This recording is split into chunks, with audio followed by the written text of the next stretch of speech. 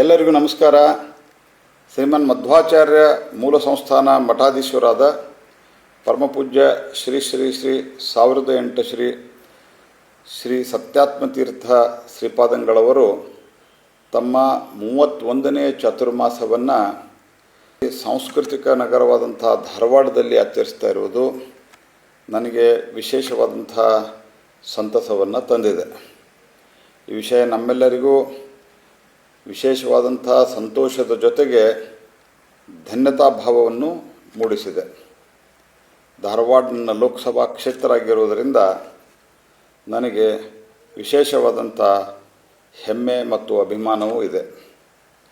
ದ್ವೈತ ಸಿದ್ಧಾಂತದ ಪ್ರವರ್ತಕರಾದ ಶ್ರೀಮನ್ ಮಧ್ವಾಚಾರ್ಯರು 12ನೇ ಶತಮಾನದಲ್ಲಿ ನಮ್ಮ ಸನಾತನ ಧರ್ಮದ ಮೂಲಗಳಾದಂಥ ವೇದ, ಉಪನಿಷತ್ತು ಹಾಗೂ ವಿಶೇಷವಾಗಿ ಪ್ರಸ್ಥಾನತ್ರಯಗಳಾದ ಬ್ರಹ್ಮಸೂತ್ರ ಹಾಗೂ ಉಪನಿಷತ್ತುಗಳು ಭಗವದ್ಗೀತೆಗೆ ಭಾಷ್ಯವನ್ನು ಬರೆದು ಅವುಗಳನ್ನು ಭಕ್ತಿ ಮತ್ತು ಜ್ಞಾನ ಮಾರ್ಗವನ್ನು ಜನರಿಗೆ ಅತ್ಯಂತ ಸರಳವಾಗಿ ತಿಳಿಸಿಕೊಡಲಿಕ್ಕೆ ಪ್ರಯತ್ನ ಮಾಡಿದಂಥ ಮಹಾವಿಭೂತಿ ಪುರುಷರು. ಗೀತೆಯ ಸಾರವಾದ ಕರ್ಮಯೋಗ ಹಾಗೂ ಭಕ್ತಿಯೋಗಗಳ ಸಾರವನ್ನು ಮತ್ತು ಮಹತ್ವವನ್ನು ಸಾಮಾನ್ಯರಿಗೂ ಮನಮುಟ್ಟುವಲ್ಲಿ ಹಾಗೂ ತನ್ಮೂಲಕ ಕರ್ಮಯೋಗ ಹಾಗೂ ಭಕ್ತಿ ಮಾರ್ಗ ಅನುಸರಿಸುವಲ್ಲಿ ಸಕಲ ಜೀವಿಗಳು ಮೋಕ್ಷ ಸಾಧನೆಗೆ ಅರ್ಹರು ಎಂಬ ಸಾಮಾಜಿಕ ಸಮಾನತೆಯ ಒಂದು ಸಂದೇಶ ನೀಡಿದಂಥ ಮಹಾನುಭಾವರು. ಸನ್ಯಾಸ ಕರ್ಮಯೋಗಶ್ಚ ನಿಶ್ರೇಯಸ್ಸ ಸಕಾರೌಭೌ ತಯೋಸ್ತೋ ಕರ್ಮಸನ್ಯಾಸ್ತ ಕರ್ಮೋ ಯೋಗೋ ವಿಶಿಷ್ಟತೆ ಎನ್ನುವಂಥ ಒಂದು ಶ್ಲೋಕದಂತೆ ಭಗವದ್ಗೀತೆಯ ಕರ್ಮಯೋಗದ ಸಾರವನ್ನು ಮಹತ್ವವನ್ನು ಜಗತ್ತಿಗೆ ಸಾರಿದಂಥ ಒಬ್ಬ ಮಹಾಮಹಿಮರು. ಇಂತಹ ದಿವ್ಯ ಪರಂಪರೆಯಲ್ಲಿ ಅತ್ಯಂತ ಚಿಕ್ಕ ವಯಸ್ಸಿನಲ್ಲಿ ಬ್ರಹ್ಮಚಾರಿಯಾಗಿ ಮಠದ ಪೀಠವನ್ನು ಅಲಂಕರಿಸಿರುವಂಥ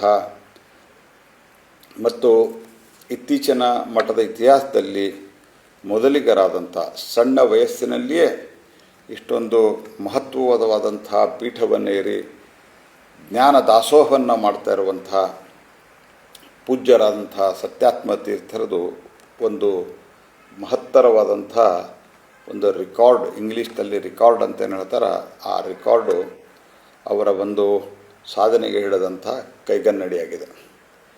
54 ದಿನಗಳ ಈ ಪರಮ ಪವಿತ್ರವಾದಂಥ ಚಾತುರ್ಮಾಸದ ಕಾಲದ ಅವಧಿಯಲ್ಲಿ ಧಾರವಾಡ ಹಾಗೂ ಈ ಭಾಗದ ಸಮಸ್ತ ಸದ್ಭಕ್ತರು ಶ್ರೀಗಳ ದಿವ್ಯ ಉಪಸ್ಥಿತಿಯ ಹಾಗೂ ಸಾನ್ನಿಧ್ಯದಲ್ಲಿ ಭಕ್ತಿ ಭಾವನೆ ಹಾಗೂ ಆಧ್ಯಾತ್ಮಿಕ ಗಂಗಾ ಜಲದಲ್ಲಿ ಮಿಂದು ಪಾವನರಾಗ್ತಾರೆ ಅನ್ನುವಂಥ ವಿಶ್ವಾಸ ನಂದಿದೆ.